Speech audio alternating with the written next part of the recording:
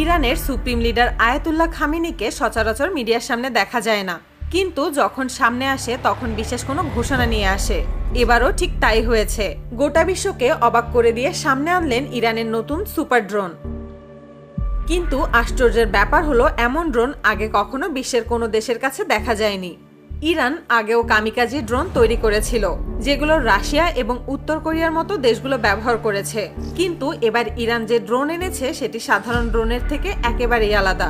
এটি 800 কিলোমিটার গতিতে উড়তে পারে, 150 কেজি পর্যন্ত মিসাইল বহন করতে পারে, আর সবচেয়ে আশ্চর্যের ব্যাপার হলো ড্রোনটি শত্রুর রাডারকে ভুল তথ্য দেখাতে পারে। অর্থাৎ রাডার ভেবে বসবে ড্রোনটা একদিকে যাচ্ছে, অথচ বাস্তবে সেটা উড়ছে অন্যদিকে। তাই প্রশ্নটা উঠছেই, ইরান এত উন্নত প্রযুক্তি পেল কোথায়? ইরানের বিজ্ঞানীরা আগের ধরা পড়া ড্রোনগুলোর অভিজ্ঞতা নিয়ে কাজ করে এই নতুন সিরিজ তৈরি করেছে।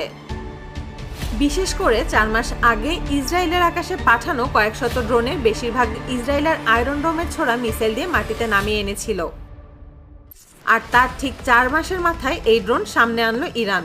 এই ড্রোনের পেছনে রয়েছে ইরানের সবচেয়ে গোপন সামরিক আন্ডারগ্রাউন্ড ফ্যাক্টরি, যা মাটির 200 মিটার নিচে বানানো। সাধারণ ফ্যাক্টরির মতো না, এখানে নেটওয়ার্ক কাজ করে না, স্যাটেলাইট সিগন্যাল পুরোপুরি ব্লক। বাইরের গোয়েন্দা সংস্থা যতই চেষ্টা করুক এই জায়গার কার্যক্রম কোনোভাবেই ট্রেস করতে পারে না। ইরান বহু বছর ধরে তাদের মিসাইল এবং ড্রোন প্রজেক্টগুলো এমন গোপন মাটির নিচের বাংকারে চালাচ্ছে।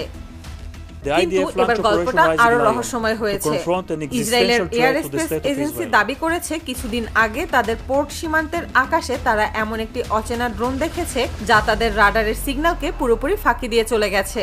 তারা এটাকে ট্র্যাক করতে পারেনি, রাডারে ঠিকভাবে দেখতে পারেনি।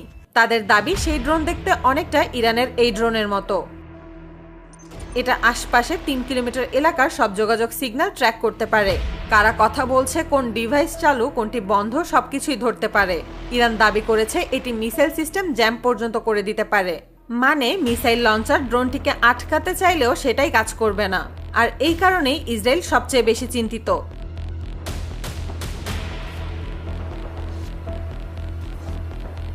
বিশেষজ্ঞরা বলছেন এই ড্রোনের প্রযুক্তি শুধু উন্নত নয়, বরং ইরান অত্যন্ত হিসাব করে তৈরি করেছে এই ড্রোন। আর এখানেই রাশিয়ার নাম উঠে আসছে। বহু রিপোর্টে বলা হচ্ছে ইরানের ড্রোনে যে রকেট সিস্টেম ব্যবহার করা হয়েছে সেটি রাশিয়ার মিসাইল সিস্টেমের সঙ্গে আশ্চর্যজনকভাবে মিলে গেছে। ইসরায়েল দাবি করেছে ইরান নিষেধাজ্ঞা অমান্য করে রাশিয়া থেকে গোপনে প্রযুক্তি আদান প্রদান করছে। তাদের হাতে কিছু স্যাটেলাইট ছবি আছে বলেও শোনা যাচ্ছে, যদিও রাশিয়া বা ইরান দুটি দেশই আনুষ্ঠানিকভাবে বিষয়টি অস্বীকার করছে। ড্রোনটির সবচেয়ে বড় বৈশিষ্ট্য হলো এর দীর্ঘ রেঞ্জ। ধারণা করা হচ্ছে এটি 4000 কিলোমিটার দূর পর্যন্ত উড়তে পারে। এটি শুধু মধ্যপ্রাচ্যের ভেতরেই নয়, ইউরোপের কিছু অঞ্চলেও পৌঁছে যেতে পারে। এমন রেঞ্জ সাধারণত শুধু বড় সামরিক শক্তিগুলোর ড্রোনেই দেখা যায়।